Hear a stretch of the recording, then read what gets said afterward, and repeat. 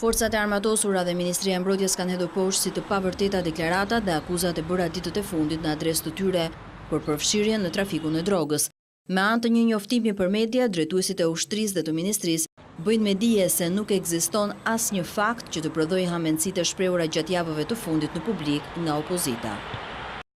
Forcat ajrore disponojnë dokumente nga strukturat e specializuara të NATO-s që monitorojnë hapësirën ajrore të Republikës së Shqipërisë, të cilat konfirmojnë se nuk ka patur avion renegat në hapësirën tonë, në datën dhe në kohën e cituar në media.